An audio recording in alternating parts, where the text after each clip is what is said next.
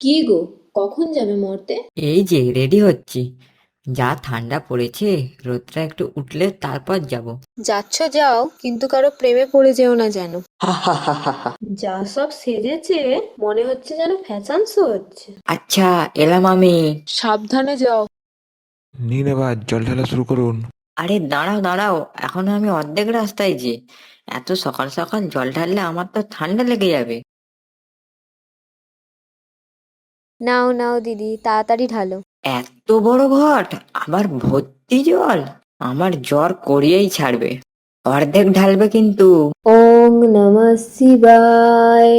ওং ওং নমঃ শিবায়। ওং।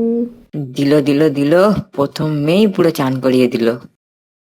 দেখ আমি কিভাবে ঢালছি, তারপর তুই ঢালবি। ও মা, আজকে শিব ঠাকুরের মাথায় জল ঢাললে কি হয়? চুপ, পুজো করছি তো, বাড়ি গিয়ে বলবো। আজকে জল ঢাললে ঠাকুর সব সময় রক্ষা করে, আর যাদের বিয়ে হয়নি তারা ভালো বর পায়। ও, ওই জন্য বনু এসেছে। মোটেও না। এই তোরা চুপ করবি? ওরে বাবা, কারা এরা? দাঁড়া, আমি আগে যাই। এই তো এদের কত সুন্দর ছোট ছোট ঘট। আমার ঠান্ডা লেগে যাবে বলে ছোট ঘট এনেছে। বল তোদের কি চাই, তোদের সব ইচ্ছা পূরণ করব।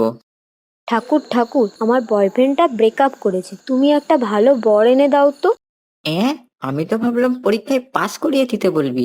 তোদের এই সব দাবি? কিচ্ছু দেব না, পড়াশোনার নাম নেই, শুধু এই সব। পরের জন আসো, আবার অন্য জায়গায় যেতে হবে যে। ওই গো, এসে গেছি আমি।